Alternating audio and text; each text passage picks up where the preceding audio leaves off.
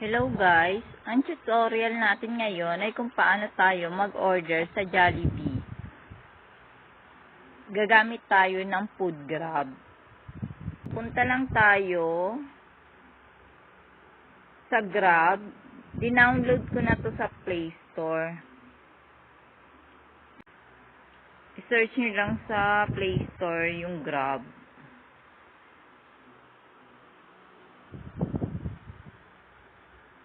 Ayan, naka-download na kasi ako ng Grab. I-open lang natin.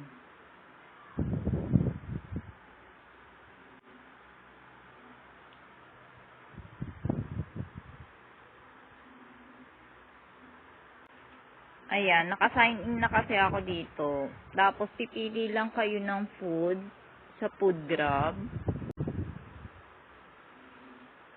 Ayan, kailangan kasi yung address nyo para ma-deliver yung food. Tapos, pipili lang tayo. Example natin si Jollibee.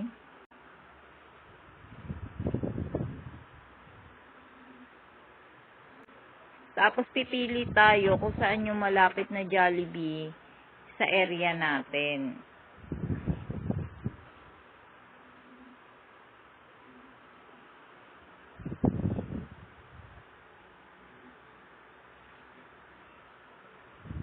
Ayan, kapag nandito na tayo sa site ni Jollibee,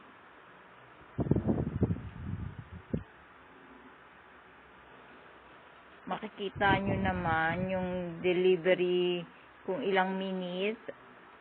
Ayan, tsaka yung minimum order nila.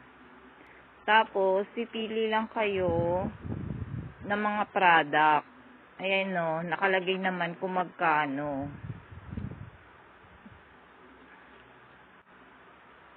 Mamimili lang kayo kung anong product sa Jollibee ang gusto nyong i-order.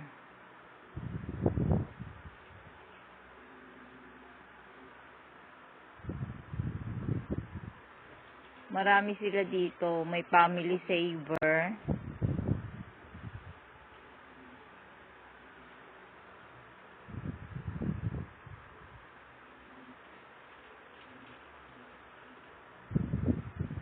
Yan, may peach mango pie.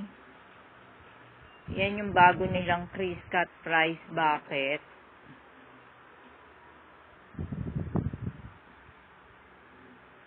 Yung ibang product, unavailable siya para sa mga deliveries.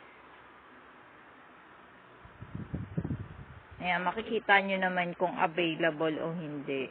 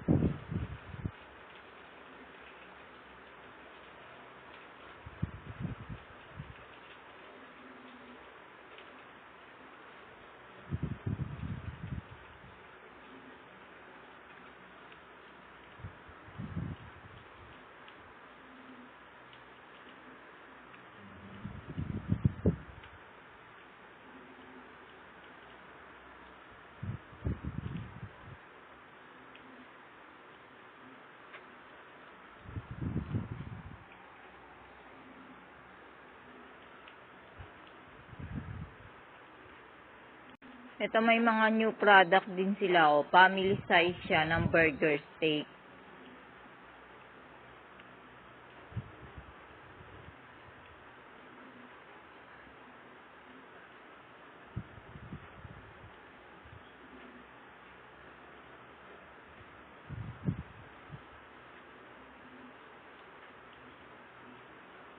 Nandito naman tayo sa mga dessert nila.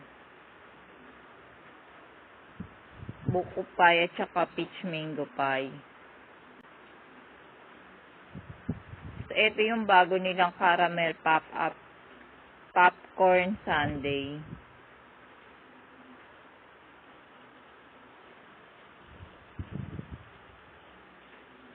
Yan yung mga french fries. Yan yung bago nilang crisp cut fries bucket.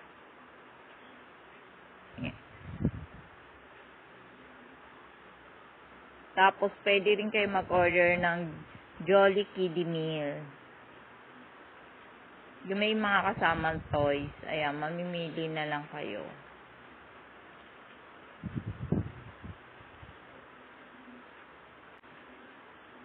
Ayan, yung iba, unavailable siya.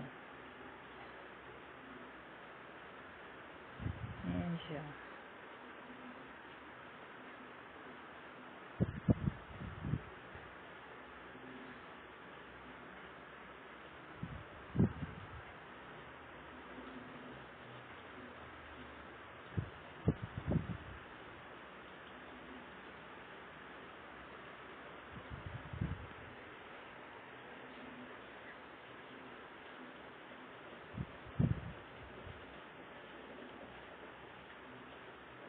Bawa, mag-order ka nito.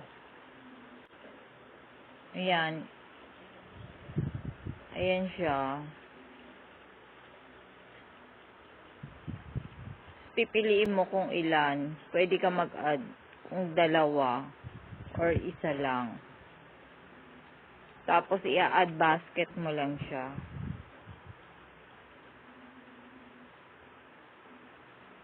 Yan, mag-a-add basket ka lang.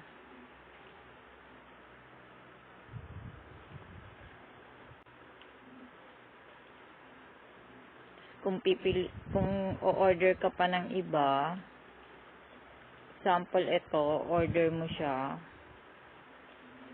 Ayan. Mamimili ka kung anong flavor ng chicken. Original. Or gusto mo spicy or half original, half spicy.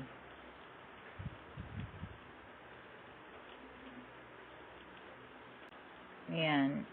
I-add basket mo lang siya. Mag-a-add basket ka lang.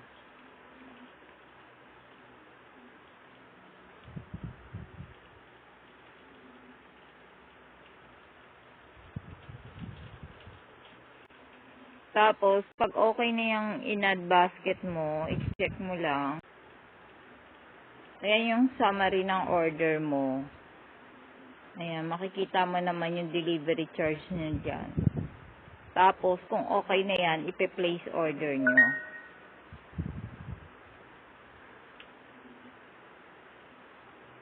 Ayan yung order natin. Nakalagay, delivery 35 minutes.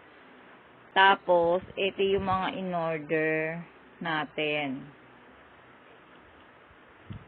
Ayan. Nandito rin yung subtotal at saka delivery fee. Tapos, kung okay na yan, ipi-place order nyo na lang. Yan, dito sa baba, makikita nyo yung place order. Tapos, i-deliver na yan sa inyo. Thank you guys. Please don't forget to like, share, and subscribe LeilaniMelad. Thank you.